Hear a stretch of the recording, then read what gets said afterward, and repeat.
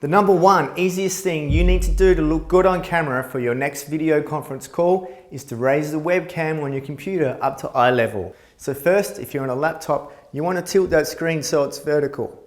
Now you want to prop up the laptop up off the desk, say 1 or 2 fists with say a book or something similar, not your fists, and then check to make sure that it is at eye level. And if it's a desktop, you might want to get something a bit more solid to raise it up. Or you can also try putting the seat down. I'm Tim and welcome back to Level Up Your Video Skills, the YouTube channel that inspires and educates busy professionals with all things video on your device and desktop. And in today's video, we're going to level up how you can look good on video conferencing apps such as Zoom, MS Teams, WebEx, Skype and more with 3 simple and free steps. Let's get back into it.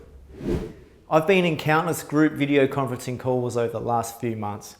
And as I look around the screen at different people's webcam setups, I can tell you that the number one thing they're falling down on is not having the camera at eye level. In my opinion, I feel it makes people just look a bit unprepared and maybe not so professional.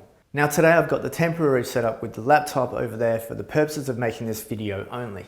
So more on this first tip. If you're on a laptop, that's cool, we can fix that as I've said. Tilt the screen so it's vertical, prop it up on some old cookbooks or a rigid box, anything that's solid.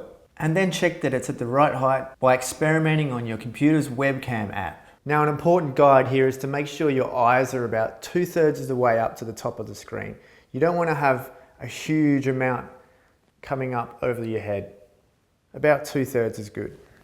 If you're in a meeting where you also want to be typing during the chat, you don't want to have a flimsy box that's bouncing around every time you're trying to type something out. Or maybe you have an external keyboard you can attach or connect with using Bluetooth. Some of the benefits of going with this setup is that it's just a more natural way of people to be looking at you at eye level, unless you're super tall, which I'm certainly not. It also cuts down on many unnatural angles and the effects of overhead lighting. And lastly, it gives you the opportunity to put some nice things in the background other than your ugly roof. We'll get to that later. The number 2 easiest thing you can do to look good is to ensure there's a light source in front of you rather than right behind you. Again, looking at people's webcam setups on video calls, I see so many people with a window right behind them, or a brightly lit wall, or just a lamp, even like this. But that's counteracted by the key light that I have in front of me, so I can get away with this. In fact, it looks nice. Now, what the camera is trying to do is take a snapshot of the whole area and try and average out how bright or dark it should make the image. Generally, the automatic settings on these cameras are not that great.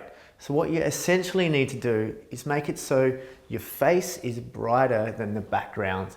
Then it's going to want to feature your face. So what you can do is experiment with a couple of well-placed lamps on the corners of your desk or in front of you, or even just pointing your main light at the wall in front of you, making the wall bright and that reflects back onto your face.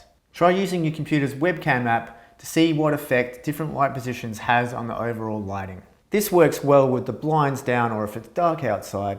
And if you're in a bright room with windows around, try to make it so the window is in front of you, certainly not behind you. Even being 45 degrees to the window is okay. Or at worst, so it's to one side of you. But be aware it's going to make one side of your face dark. You might be able to even that out with some extra lighting. Some benefits of getting the positioning of your light source right include cutting back on ugly silhouettes and instead showing off your facial features and expressions. And in general, just coming across more professional and better prepared. And the third simplest thing you can do is to have an uncluttered background. I see so many people with messy shelves, ugly cupboards and random clutter. It just comes across as maybe disorganized and just not prepared. So it's just a matter of cleaning up that background or even just repositioning your desk to somewhere with a nicer background. Maybe you can even create a temporary space where you just hold all of your video calls from that has a nice background. If you've got a plain wall, feel free to add some nice props like paintings or plants and flowers or even framed qualifications. The benefits are that you're just going to appear more organized and portray that you value attention to detail.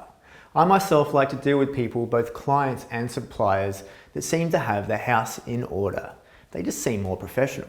I've got a bunch more tips I'd love to share with you on this topic, but that's for a later video. For now, put these 3 tips into place. They're simple, they're free, they're easy, they're going to make your next video conference call look amazing, and who knows, it might just be the difference between winning you that next job. Finally, as a bonus tip, dress to impress. If you're in a business meeting, just throw on a nice shirt. You don't need to be wearing anything nice on the bottom half.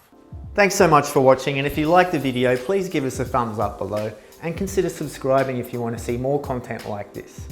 And for more video conferencing related videos and tutorials, check out the playlists here and here. Now, where did I put my pants? Over there.